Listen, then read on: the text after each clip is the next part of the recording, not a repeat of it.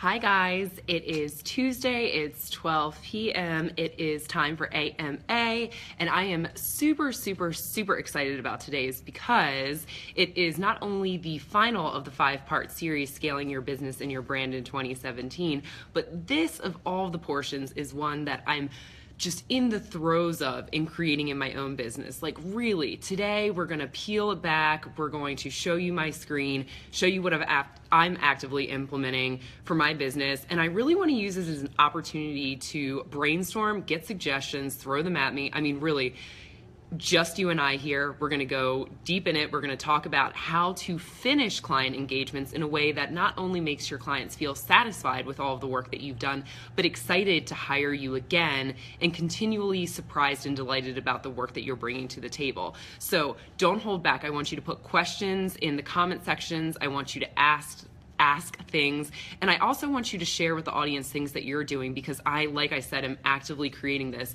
and the best ideas are always ones that I've seen from other people and then implement in my business. So let's go ahead and dive right in with setting this expectation powerfully for your clients.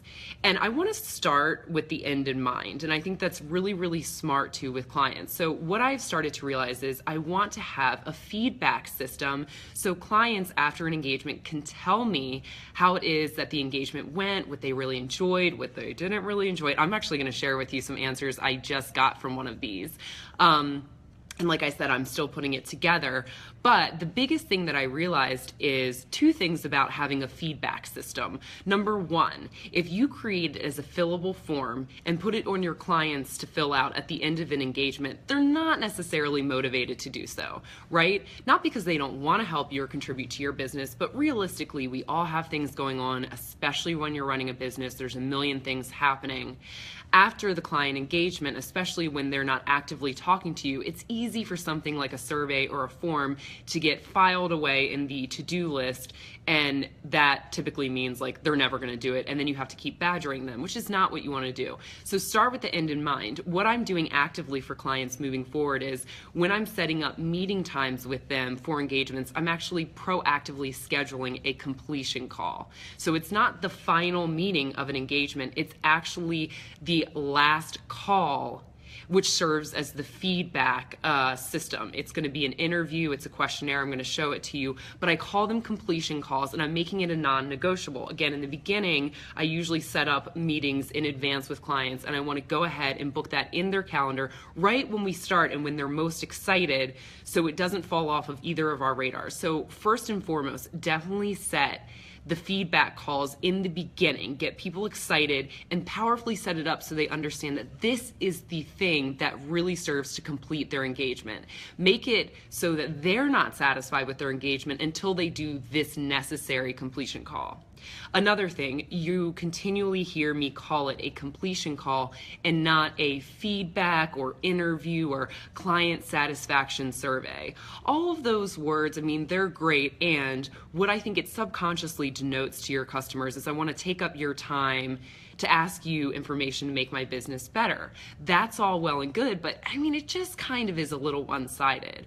When you phrase it as something like a client completion call and you present it as your opportunity to make sure you got all of your questions answered, that expectations were met, and that you were really excited about winding down this engagement, that's something they want to get on board with and look forward to. It's not just, let me borrow 20 minutes of your time to ask you 36 questions about how I was as a professional. So set it up, use some words that get them excited and engaged, and put the context around it, really give some meat to it to make them understand this is the necessary thing to leave them feeling complete with your engagement. So not just a feedback for you, but a completion call for them. Again, set it at the beginning of the engagement when they're most excited and have momentum to be working with you, so neither of you lose sight of it when it comes to the end. So the way that I've set it up, I'm going to go ahead and flip the screen around and show you guys, is Google Forms. I use them for everything. Hold on. I also have really shaky hands, so sorry. Okay, here we go. Completion call, an opportunity to ensure you're satisfied with the results of your engagement. And then I kind of have like a paragraph thing, and then there's a bunch of questions. Now, I am very fortunate in that I have hired a personal assistant, and so I actually have her set this up as a call and walk them through the questions. And I think that I like doing that because when it's my assistant and not I, clients may feel that they have the space to be a little more transparent. Maybe they don't want to hurt my feelings if they have something to improve for me, but they can be really, really honest and straightforward when they're going through and she's walking them through. I like her filling out the answers and walking them through question by question because they really feel like we're invested. I'm taking time from my calendar to ask them questions and not just, hey, here's a link to a survey, go ahead and fill it out. So you'll see that somebody filled it out and it logs all their responses. Awesome.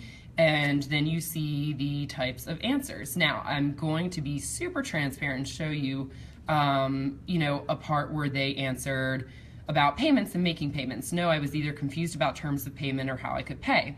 And so then it said, if you answered no on one of the questions above, can you please explain? Because I always want to know how I can become more clear, more effective. And she said she felt like I said one thing on the phone about payments and the agreement stated something different. Now, just to give a little context and background, the agreement, it kind of laid out payment terms, but to her point, I think it did it in a way where she wasn't understanding that she had to pay half up front and then half upon completion. So we got it sorted out on the call. And moving forward, this is a really great opportunity for me to make sure that the language is really flat on both of them, right? So use this as an opportunity to see how effective or not you are at setting certain things up.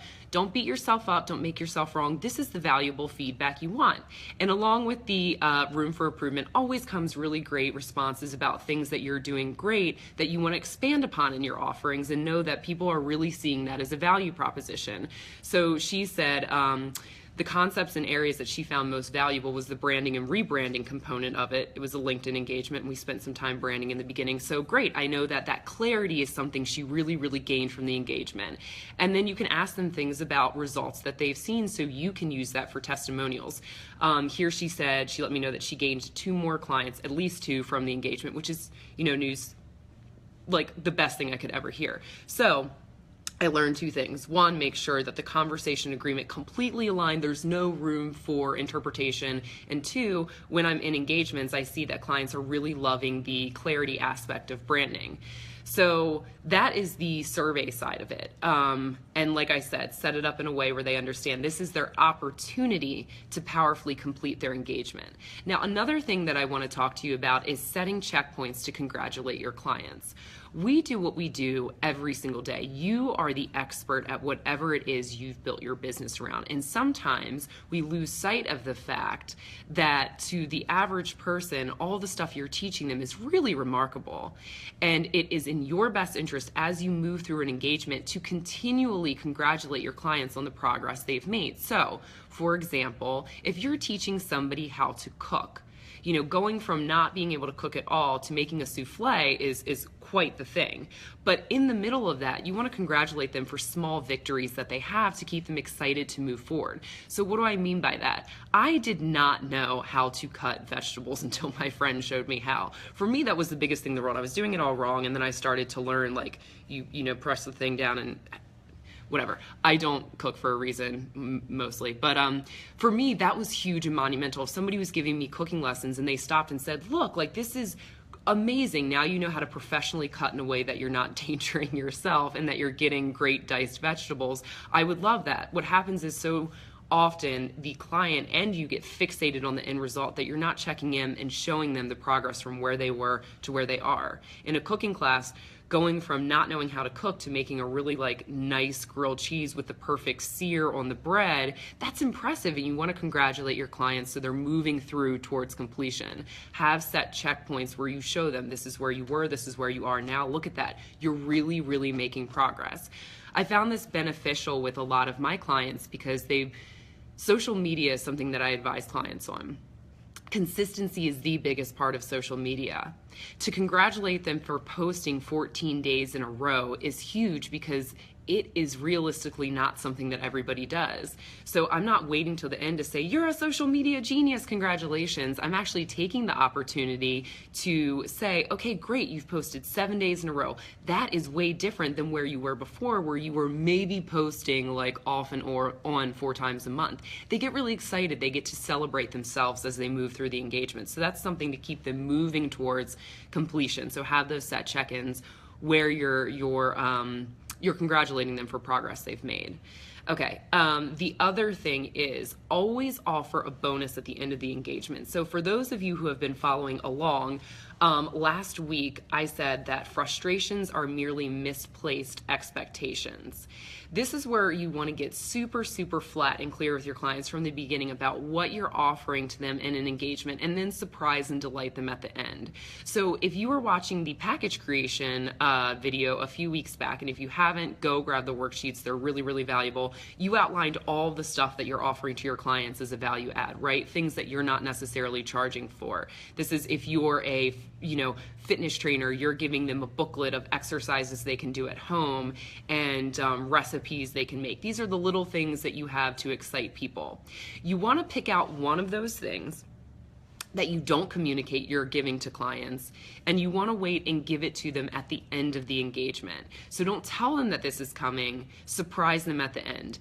Everybody loves to be surprised. If somebody gets to the last phase of your engagement and you say something like, oh my God, surprise, now I'm going to leave you with the playbook for all of this, you continually get them pumped to work with you, and they think that they're getting even more than they paid for. So it could just be a worksheet that you've already developed. It's not maybe specific to them, and you can tweak it a little bit from client to client, but you don't tell them at the beginning of an engagement that you're giving it to them, and at the end you really give them as the nice recap and playbook. Here you go, here it is, this is something I give to all of my clients. Now, you can use the bonus opportunity as a way to set expectations for another engagement. So the bonus that I typically, and especially now I'm starting to give clients, is a 15-minute free bonus consultation. It's like this. You can ask me anything about your marketing, and I'm gonna lay it out there for you. I love the bonus consultation because they're coming to me with more problems and questions. So by using 15 minutes to dive into how they can start to tackle that, it really sets the stage where you can go into this a lot deeper, and I can help you get there, which sets up phase 2, another engagement, upsell, cross-sell services. So not only should your bonus be something that surprises and delights your clients and something you haven't communicated to them about, it can also be something that beautifully sets the stage for the next engagement. I know a lot of people in network marketing. My boyfriend does network marketing. Let's say somebody got to the end of running through a nutritional program. You're on the phone with them. Maybe the bonus opportunity is, okay, you want to lose the last 3 pounds around your hips. Here's the playbook for doing so, and here's some exercises that'll start you getting there. And then maybe the next thing that they say is, what other products can I buy to do that? So always use it as a way to continually engage the client and pull them towards you. Offering a bonus is not only going to make them excited and really think they've gotten way more than they bargained for. We love, love, love a deal, right? It also really gives you an opportunity to continually push them to working with you. Not push them, but excite them into working with you. So let's see, we talked about the power of bonuses, congratulating client progress, and having completion calls and setting them up in a way that powerfully sets client expectations. The final thing I'm going to say that I always offer clients is a referral fee. Referral fee is the most effective marketing that you can do. We all know that referrals are highest conversion, best clients. They're the way that generally most of our businesses grow for the first year or two. So you want to incentivize your clients to refer people to you. So how I do that is with my LinkedIn engagements, the price just went up. I'm running them for about $2,000, and for every client that my LinkedIn engagement clients send my way, they actually get 10% of that engagement. I like referral fees, right, Vance? Who does not? If I know that I can send somebody to a friend of mine or a colleague of mine who I really, really trust, and they're paying me a couple $100 to do that, I'm loving it. Of course, I'm going to always make my honest recommendations regardless, but congratulating people and clients for referring people to you is the best, most effective way to do your marketing, and people are going to get excited to start pushing people your way. So always offer a referral fee and just pay it out in straight cash. I mean, people love cash. Give it to them in a check, wire it, PayPal it to them, show them how serious you are about the fact that they sent somebody your way. You can also use the referral fee as an opportunity to do an or. So you can say referral fee of a couple $100 or bonus free session with myself. Now, the beauty of the bonus and free session for your clients and for you is that, again, it's another opportunity to start an additional engagement with them, and they're also perceiving value, and it's not hard dollars out of your pocket. But hey, I mean, we all love cash. It is what it is. So always offering that, I think, is a really strong option. So those are all of the ways that I'm starting to implement, really setting client engagements and not even winding them down, I should say, turning them up to get more business. I want to turn it over to you guys, ask you any questions that you may have, and or share what you've seen really work in your business. A lot of these things I've pulled from tech companies, network marketing companies. I kind of just tweaked them a little bit and saw how they would fit nicely into my business. I'm curious to see if you guys are doing anything, how you wind down client engagements, how you ensure you're getting referrals, how you're turning your clients on to the next step. If any of you have recommendations, please share them with others in the comments. Like I said, all of these are ideas I've pulled from other industries and people were so kind to share with myself.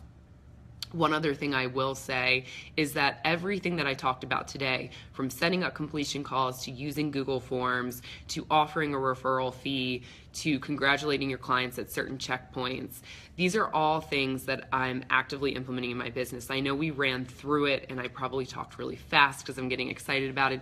If you want the step-by-step guide on implementing a client completion system, let me know. I haven't prepared one like I have for the other videos. I really just want to gauge interest.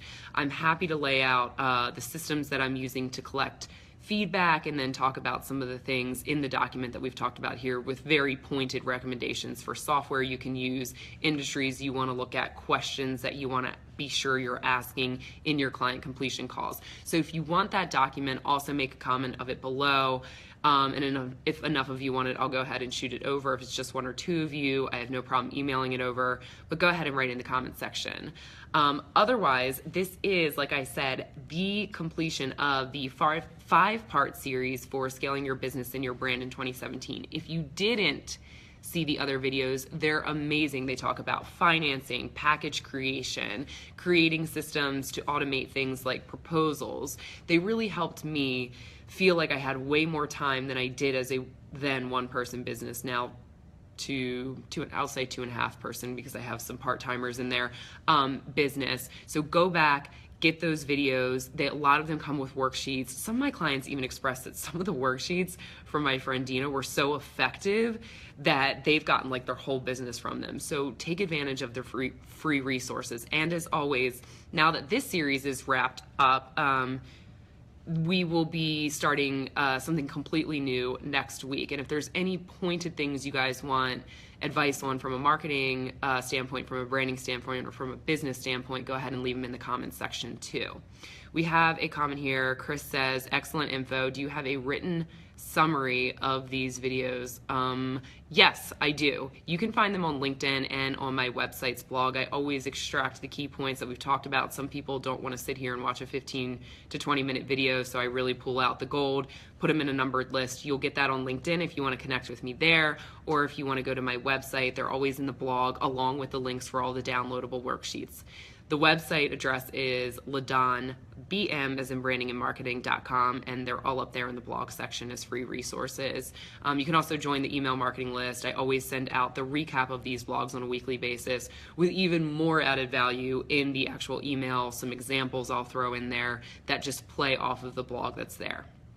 So with that, that is winding down scaling your business in your brand. I'll be sending out a recap of everything we've talked about in the last 5 weeks.